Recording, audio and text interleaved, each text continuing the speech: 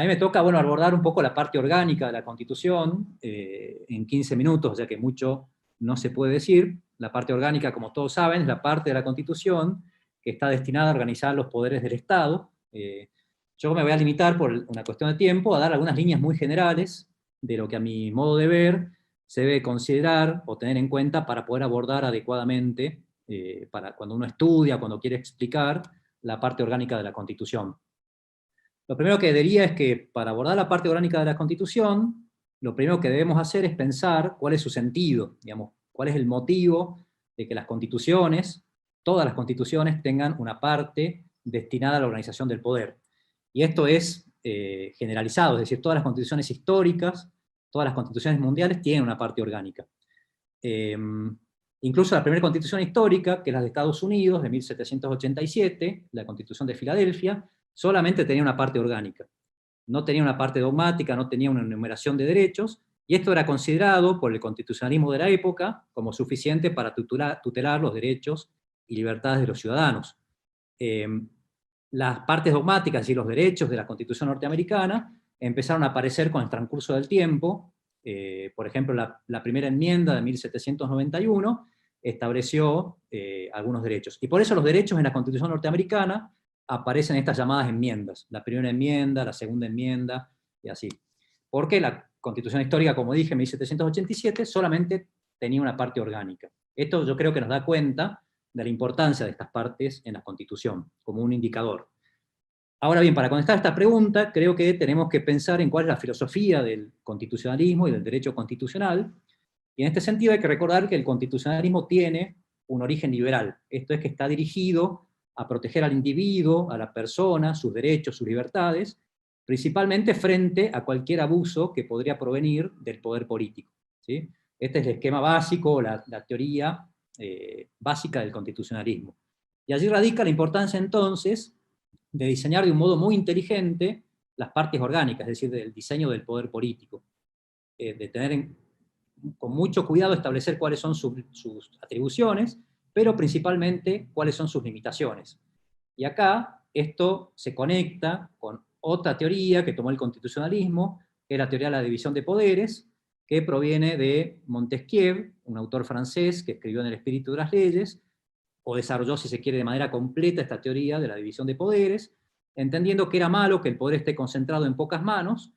y que para eso era necesario dividirlo y establecer controles recíprocos entre estas ramas del gobierno, la de legislar, la de administrar y la de juzgar. Montesquieu sostenía que el poder solamente podía limitarse o controlarse con el poder mismo, y por eso pensó en un esquema de división de poderes y control recíproco entre ellos. Y este esquema de división de poderes y de control recíproco, que se llama sistema de pesos y contrapesos, o check and balances en el sistema norteamericano, se puede encontrar en cualquier constitución. Por ejemplo, en la Constitución argentina podemos encontrar estos mecanismos de control en muchos lugares. Por ejemplo, hay muchos más, pero por ejemplo cuando vemos que el Congreso puede controlar, es decir, el Poder Legislativo puede controlar al Ejecutivo o al Judicial, sobre todo a los jueces de corte, mediante un instituto que se llama juicio político, que está regulado en el artículo 53, 59 y 60 de la Constitución argentina, mediante el cual si hay un mal funcionamiento o la comisión de un delito por algún funcionario, incluso el presidente o el vicepresidente, estos pueden ser destituidos mediante ese mecanismo. A su vez, el Poder Ejecutivo también puede controlar al Congreso, por ejemplo, en el proceso de sanción de las leyes, mediante el instituto del veto o la promulgación parcial de las leyes, y a su vez el Poder Judicial puede controlar a los otros dos poderes mediante el control de constitucionalidad, es decir, verificando si la norma o el acto que desarrolló el Poder Ejecutivo o el Poder Legislativo es conforme o no a la Constitución. Por ejemplo, lo que está pasando actualmente en la Corte Suprema de Justicia de la Nación, con el decreto dictado por el Ejecutivo, y esta discusión sobre el cierre de las escuelas de Buenos Aires. El Poder Judicial deberá determinar si esa norma dictada por el Poder Ejecutivo Nacional es o no constitucional, y de ese modo la estará controlando, ¿sí? Entonces, la primera conclusión que yo diría es que esta parte dogmática de la Constitución, de los derechos, que explicó muy bien Miguel, y la parte orgánica deben ser consideradas no como cuestiones separadas o con compartimentos estancos, sino como partes de la Constitución, sistemática y estrechamente relacionadas entre sí, en una relación de medio a fin, en el sentido de que si la parte orgánica está bien establecida, bien diseñada, y con el poder limitado va a ser un medio, va a ser un mecanismo para posibilitar el ejercicio de los derechos y libertades de los ciudadanos. Se podría decir en este sentido que de nada sirve reconocer innumerables derechos si paralelamente no tengo una parte orgánica de la Constitución bien constituida con poderes limitados, porque en caso contrario esos derechos van a quedar subordinados, el ejercicio de esos derechos va a quedar subordinado a la voluntad o a la discreción del poder estatal, como sucede en los gobiernos autoritarios, donde pueden estar declamados formalmente muchos derechos, pero estos empiezan a desvanecerse cuando molestan al poder de turno, por ejemplo, la libertad de expresión, la libertad de reunirse, la libertad de circular. Esta primera parte que quería marcar tiene que ver con un principio, que es el principio republicano, que está arraigado en el constitucionalismo, y que básicamente, hay varios subprincipios, pero básicamente el principio republicano dirá que el poder político, el poder, siempre tiene que estar limitado, incluso cuando el poder lo ejerce el pueblo, es decir, incluso en esquemas o en sistemas democráticos. Siempre el poder tiene que estar limitado. Y esto está desde el origen del constitucionalismo. Como ejemplo, yo había pensado en referir al Federalista, que es un texto que escribieron 3 teóricos norteamericanos, que es un texto fundacional del constitucionalismo, que se escribe justamente para tratar de justificar y tratar de fortalecer la Constitución histórica de Estados Unidos 1787, para que el Congreso Federal la apruebe. Y hay un pasaje famoso de Madison en donde dice que cuando uno diseña una constitución tiene que pensar que estas constituciones están dirigidas a gobernantes poco virtuosos. Ahí sale la famosa frase de Madison de si el gobierno fuera, si los hombres fueran ángeles, no sería necesario el gobierno. Como los hombres no son ángeles, es necesario limitarlos, ¿sí? Si no, se puede producir un avance del poder sobre los derechos de las personas, y aún si el gobernante fuera virtuoso, también puede equivocarse, cuestión que es grave cuando el poder está concentrado en pocas manos, ¿sí? Entonces, esta es la beta, si se quiere, republicana. Pero también aparece, sobre todo con la evolución del constitucionalismo, una segunda beta que también está presente en las partes orgánicas de la Constitución, un segundo principio, que es el principio democrático. Cuando aparece este segundo constitucionalismo, este constitucionalismo social, se matiza o se deja de lado un poco el liberalismo extremo, es decir, un Estado que no interviene, empieza la idea de que el Estado debe intervenir activamente para fijar políticas públicas y para trabajar en contra de las inequidades que existían en la sociedad. Entonces empieza a ser muy importante en las partes orgánicas cómo se justifican democráticamente las decisiones de los poderes estatales. Y por eso en las partes orgánicas empiezan a aparecer también mecanismos, ya no negativos que tienen que ver con el control del poder, sino positivos que tienen que ver con la legitimación de las decisiones que se toman. De tratar de que estas decisiones sean deliberativas, sean participativas, se escuche la mayor cantidad de voces posibles, para precisamente que la decisión que se tome esté legitimada. Así aparece, por ejemplo, como paradigmático, el proceso legislativo, en donde interviene la Cámara que representa al pueblo de la Nación, que es la Cámara de Diputados, la Cámara que representa al pueblo de las provincias, que es la Cámara de Senadores, que deliberan entre sí, pero a partir de la reforma de 1994 también aparece la legitimación popular, es decir, la iniciativa popular que establece en el artículo 39 que la población también puede presentar de manera directa proyectos de ley para que sean tratados, y además puede opinar, artículo 40, incluso vinculantemente sobre esos proyectos, con la llamada consulta popular. Es decir, son mecanismos que también están en la parte orgánica, que tienen que ver con ya no controlar el poder político, sino legitimar las decisiones que se toman de manera democrática, si se quiere la dimensión positiva de la parte orgánica de la Constitución. Estos principios, republicano y democrático,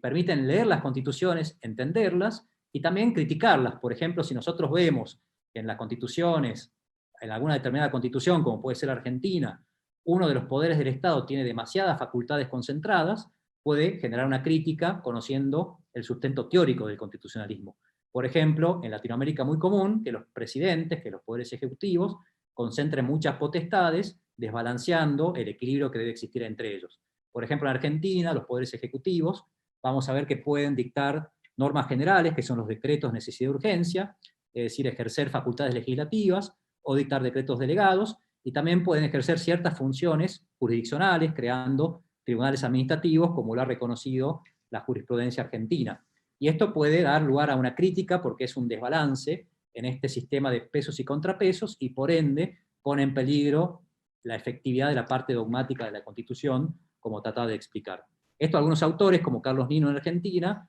lo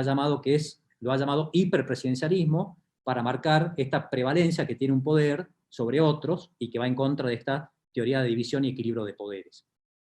La otra cuestión que hay que considerar cuando analizamos la parte orgánica de la Constitución es que esta división tripartita clásica de poder ejecutivo, legislativo y judicial ha quedado bastante obsoleta porque las sociedades se han complejizado, y paralelamente entonces se tiene que complejizar también la parte de organización del poder para poder darle respuestas a las necesidades sociales. Y por eso vamos a ver cuando leamos la Constitución argentina, principalmente a partir de la reforma de 1994, que junto con el Poder Ejecutivo, Legislativo y Judicial aparecen otros órganos y otros funcionarios públicos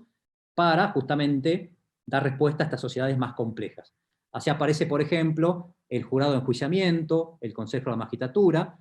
buscando darle más independencia al Poder Judicial. Aparece, por ejemplo, el Ministerio Público también, que opera, aunque con autonomía dentro del ámbito del Poder Judicial. Aparece también el Defensor del Pueblo, la Auditoría General de la Nación, y aparece dentro del Poder Ejecutivo también un funcionario que es el jefe de gabinete. Como dije, esto también tiene que ver con la complejización de las funciones del Estado como espejo de la complejización de las necesidades y de las sociedades, ¿sí? Y por último diría que también es importante, cuando leemos los institutos de la parte orgánica, pensar cuál es el principio que está incardinado en cada uno de estos organismos, o de estos órganos del poder. Por ejemplo, cuando analizamos la Cámara de Diputados, si sabemos que la Cámara de Diputados representa al pueblo de la nación, podemos entender por qué establece ese mecanismo proporcional y de acuerdo a la población de selección de diputados. Porque se trata, por ejemplo, con el sistema DONT, de que todas las ideologías o que todos los partidos políticos, o la mayor cantidad de ellos, estén representados en la Cámara de Diputados. O podremos entender por qué la Cámara de Senadores no tiene en cuenta la cantidad de población de cada provincia o el tamaño de cada provincia, sino que establece un número fijo de senadores, que son 3 senadores por provincia, porque representa no ya la población argentina, sino al federalismo, es decir, a cada provincia. En los senadores es importante, o en el Senado es importante, que las provincias estén representadas de manera igualitaria, sin importar su población y su tamaño. Por eso vamos a encontrar que, por ejemplo, Tierra del Fuego, que es una provincia muy chica, tiene la misma cantidad de senadores que, por ejemplo, Buenos Aires, que es una provincia muy grande. Y también internamente vamos a ver que también la Constitución le quiso dar adentro de las provincias, internamente, cierta participación de las minorías, y por eso establece que los senadores se deben elegir 2 por la mayoría y 1 por la minoría. O, por ejemplo, cuando estudiemos la forma de elección del Poder Ejecutivo, vamos a ver que existe un mecanismo de doble vuelta o balotage, porque como tiene que representar y tiene que cumplir una función muy importante de dirección de las políticas públicas, es importante que tenga alta representatividad política, y por eso se establece ese mecanismo de doble vuelta, para darle mayor representatividad a la fórmula que termine siendo consagrada en las elecciones. Y, por ejemplo, también otra cosa que podremos ver es que las decisiones más complejas que tienen que ver con la vida comunitaria tienen generalmente mecanismos más gravosos para modificar o para dictar normas. Por ejemplo, cuando vemos la reforma constitucional que está regulada en el artículo 30, veremos que hay una mayoría grabada para poder iniciar este proceso de reforma, que es las 2/3 partes de senadores y diputados, porque esto implica modificar el pacto fundacional de los argentinos, que es la Constitución, y por eso se quiere lograr, se quiere conseguir que haya la mayor cantidad de consenso posible en toda la sociedad. O, por ejemplo, también en el Senado, también se establecen las 2/3 partes, cuando se tienen que elegir, por ejemplo, jueces de corte, porque también es una decisión muy compleja, de una magistratura muy importante, y donde se busca obtener acuerdos políticos y acuerdos consensuados que tengan la mayor representatividad posible.